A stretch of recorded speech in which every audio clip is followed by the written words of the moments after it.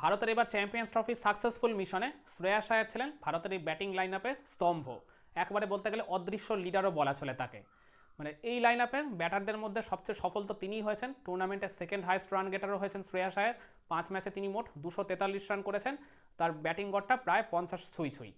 একমাত্র বাংলাদেশ ম্যাচটা ছাড়া আমি মনে করি বাকি 4টা ম্যাচেই তিনি ব্যাট হাতে তার যে ভূমিকাটা ছিল, তার যে রোল ছিল টিম ম্যানেজমেন্টের তরফ থেকে, তাতে তিনি এক প্রকার পুরোপুরি সফল হয়েছেন।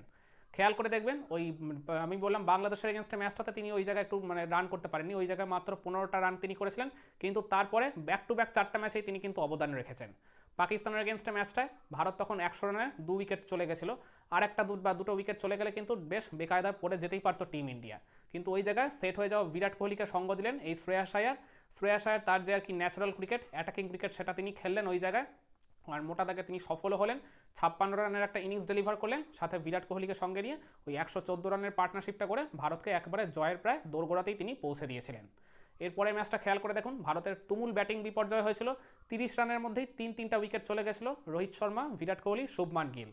ওই জায়গায় তখন ডেফিনেটলি এমন একজনকে প্রয়োজন ছিল যিনি উইকেটের এক পাশ আগলে রাখতে পারবেন, আবার আর কি মানে মানে অ্যাটাকিং শট খেলে বা আর কি ওই জায়গায় বাউন্ডারি নেগোশিয়েট করে দলের জন্য আর কি স্কোর কার্ডটাকেও চালু রাখতে পারবেন।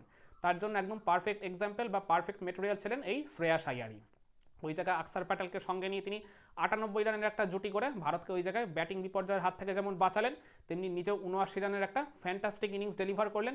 তারপর আকসার প্যাটেল আউট হয়ে যাওয়ার পরও কিন্তু শ্রেয়াস আয়ার ওই জায়গায় একবারে গা ছেড়ে দেননি। রাহুলকে সঙ্গে নিয়ে তার পরের উইকেটে কিন্তু 44 রানের আবার একটা পার্টনারশিপ তিনি গড়ে তুলেছিলেন, যার কারণে তিনি যখন আউট হয়েছিলেন তখন ভারতের স্কোরটাকে তিনি 172-এ নিয়ে চলে গেছিলেন। তখনই ভারত অলরেডি একটা লড়াই করার মতো জায়গায় চলে গেছিল। তারপর অবশ্য শেষের দিকে ওই হার্দিক পান্ডিয়া, রবীন্দ্র জাডেজা এরা মিলে ভারতের স্কোরটাকে একটা ডিসেন্ট অবস্থায় নিয়ে গেছিল। কিন্তু ওই যে প্রাথমিকভাবে ব্যাটিং বিপর্যয় সামলে ইনিংসটাকে যে আর কি রিবিল্ড করেছিলেন, ওই জায়গায় বলতে গেলে উইকেটের এক পাশ আগলে রেখেছিলেন, আবার প্রয়োজনে বড় শটও খেলেছিলেন।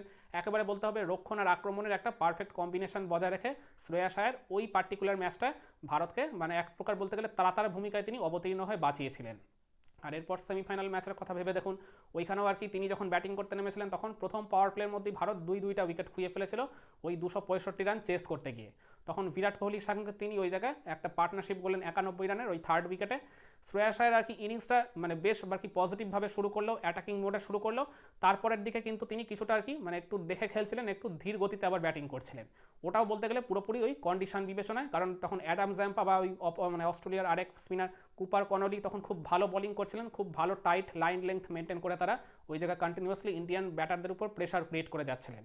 ওই কারণেই বলছি শ্রেয়াস আয়ার প্রয়োজনে যেমন বড় বড় শট খেলে প্রতিপক্ষের উপর চাপও বাড়াতে পারেন, তেমনি প্রয়োজন পড়লে খুবই ডিফেন্সিভ মোডে ক্রিকেট খেলে নিজের দলের ওই জায়গায় ত্রাতার ভূমিকাতেও তিনি অবতীর্ণ হতে পারেন। আর এরপর অতি গুরুত্বপূর্ণ ফাইনাল ম্যাচের কথা ভেবে দেখুন, এই ফাইনাল ম্যাচের যে 48 রানের তিনি ইনিংসটা খেললেন, খুবই আনলাকি, মাত্র 2 রানের জন্য হাফ সেঞ্চুরিটা পাননি। কিন্তু এই 48 রানের ইনিংসটা কিন্তু বলবো আমি ভারতকে ওই ট্রফি জয়ের নিশ্চয়তাটা এনে দিয়েছিল। এই 48 রানের তিনি ওই জায়গায় প্রথমে রোহিত শর্মার সঙ্গে 16 রানের একটা পার্টনারশিপ গড়েছিলেন, কিন্তু ওই পার্টনারশিপটা খুবই মন্থর গতির ছিল। কিন্তু তারপরেও ওই স্কোর কার্ডে তো 16টা রান অ্যাড হয়েছিল, তখন ওই পয়েন্ট অফ ভিউ থেকে ভারতের জন্য একটা সিঙ্গেল রানই অনেক ইম্পর্টেন্ট ছিল। আর এরপর মহা গুরুত্বপূর্ণ যে কাজটা তিনি করলেন, ওই আকসার প্যাটেলকে সঙ্গে নিয়ে ফোর্থ উইকেটে 61 রানের একটা পার্টনারশিপ গড়ে তুললেন, তাও কিনা মাত্র 75 বলে। যে পার্টিকুলার কন্ডিশনটায় তখন নিউজিল্যান্ডের স্পিনাররা বেশ ভালো মতো টার্ন পাচ্ছিল।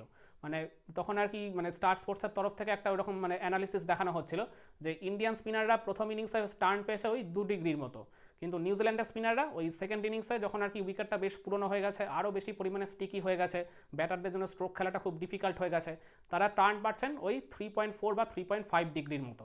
ওই পার্টিকুলার আর কি কঠিন কন্ডিশনেও শ্রেয়াস আয়ার ওই আকসার প্যাটেলকে গাইড করে তারা দুজনে মিলে যে একটা পার্টনারশিপ গড়ে তোলেন 61 রানের, তাও মাত্র 75 বলে। ওই আপনি যদি স্ট্রাইক রেট দেখেন তাহলে ওই পার্টনারশিপের স্ট্রাইক রেট কিন্তু 80+ ছিল। আর যে জায়গায় আর কি তুমুলভাবে ব্যর্থ হয়েছিল ওই তার আগে ড্যারিয়েল মিচেল, তিনিও আর কি কয়েকটা পার্টনারশিপ গড়েছিলেন তার আগে, কিন্তু সেটা আর কি অনেক ধীর গতিতে আর কি এগিয়েছিল, যে কারণে নিউজিল্যান্ড 20 থেকে 25টা রান শর্ট হয়ে গেছিলো। আর ওই ভুলটাই শ্রেয়াস আয়ার ওই আর কি ফাইনাল ম্যাচে ভারতের রান চেজের সময় করেননি। আকসার প্যাটেল ওই দিক থেকে আর কি ধরে খেললেও শ্রেয়াস আয়ার তখন আবার মানে অ্যাটাকিং ক্রিকেট খেলার কাজটা চালিয়ে গেছেন। আবার আকসার প্যাটেল যখন উইকেটের অপর পাশ থেকে আর কি মানে চালিয়ে খেলছিলেন, তখন আবার শ্রেয়াস আয়ার প্রয়োজন মতো আবার তিনি রক্ষণাত্মক ভঙ্গিতে খেলেছেন।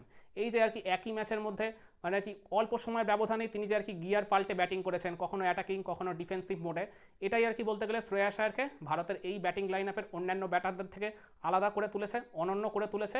ওই কারণেই তিনি ভারতের এই আর কি মানে চ্যাম্পিয়ন্স ট্রফির মিশনে মানে সাকসেসফুল ব্যাটার হিসেবেই বিবেচিত হবেন।